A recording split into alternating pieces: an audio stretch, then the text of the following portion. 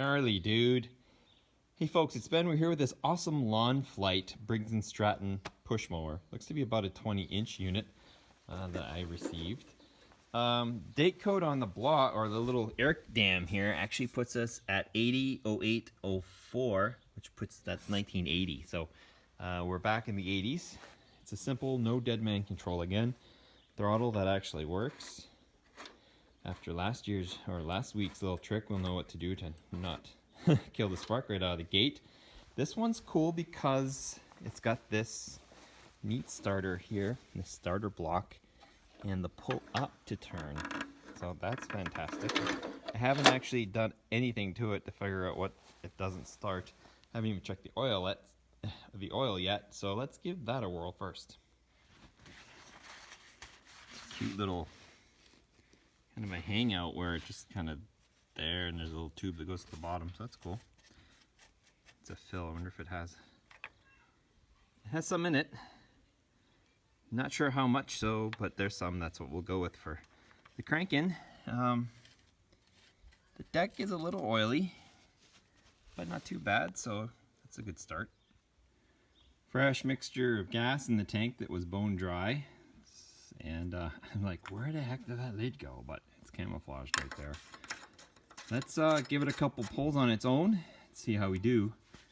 See if it'll run right out of the gate.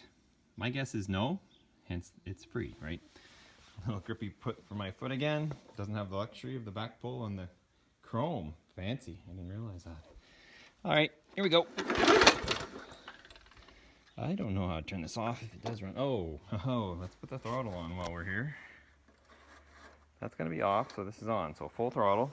Please don't run away. Please don't run away. Here we go. This pull up is okay. I can do it left-handed, so I can hold the camera. We're getting nothing. Ugh. All right, let's put some gas down that carburetor and see if we can get it through these cough. Same carb setup as the Artisan, which was a later 80s unit. We have our little coil ground there, which is currently not being touched. Somewhere I read that you've got to run them with the screw in them. There's a vacuum connection there that needs a screw, but things seem free, so that's a good sign. It's always nice when the electronics don't work, because that's why you know why. When there's some blatant reason as to why there's won't start. So we'll put a lot of gas in here. That's probably good. That's a lot. Air filter is greasy, so that might want to get cleaned actually. But now we got a crap load of gas in the thing. Let's hope we get a put out of it. That means we're dealing with a carburetor issue. Angry.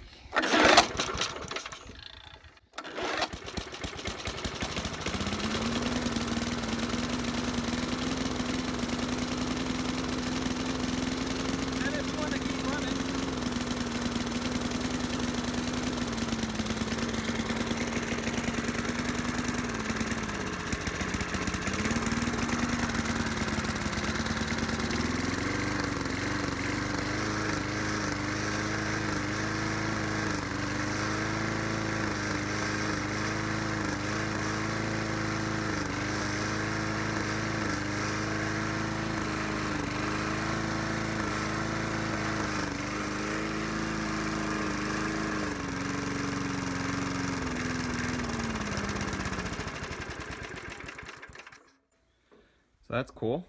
A little bit of gas, she gets going again. The choke stayed closed, so let's go ahead and nuke this whole area with some cleaner. Come back to it. That filter being so thick is kind of not help anything either. Let's get some gloves on and clean that too.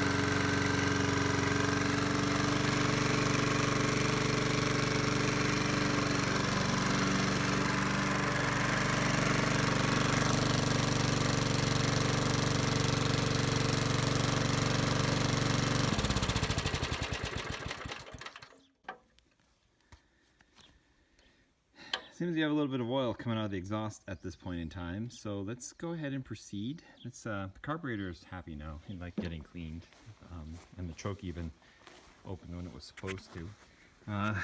By cleaning the new air filter, I may have just taken a better one off of another unit I had, and so that'll be aces there. But with it being a runner, let's go ahead and change the oil on it. And this one's not as gross. Hey, look at that. It's like it was meant to be there. Let's put that one on and change the oil on it now that it's kind of warm. And yeah. Undone the plug so it won't start. Push up till it clicks out, and then out she comes. Not expecting a lot, not a lot of capacity in these 3.5 horsepower units. Fairly crappy, so that's a good sign. That means it's not been cycled out by too much burning. Well, that's empty. It's going to be hard with this exposure just because of the sunlight that's here, but we'll give it a good snort of some Lucas. I've been kind of going to Lucas for oil on older machines. Just a good shot of it. Same as I do with seafoam and gasoline. Seems between the both of those conditioners helps equipment out quite a bit. So now we'll just put some 10W30 in the rest, and we'll check out the plug. Something about made in Canada. That's cool. 3/4 inch.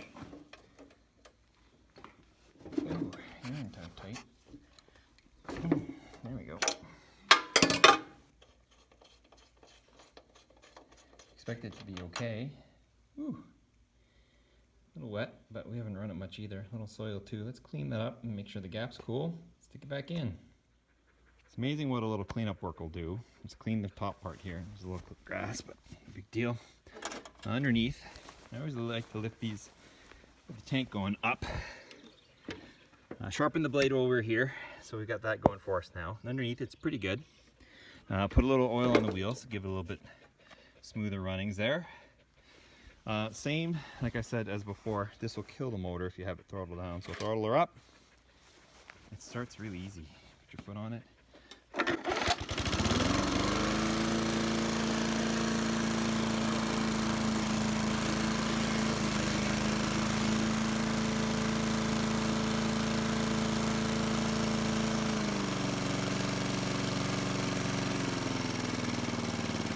Another one of those, it'd be a good slow runner machine. As it goes, and then another lucky find, so awesome. We'll get this one on her way. If you have any questions, this happens to be a LawnFlite from 1980. Canadian built with a Wisconsin motor, or the Briggs & Stratton motor built in Milwaukee, Wisconsin. 3.5 horse with the cool up pull starts. Any questions, leave them. If you have any comments, go ahead and leave those as well. Subscribe to my channel, Turbo231, for more coolness. I ran a little steel wool across the handlebars to shine them up as much as I could. And we'll see you next time.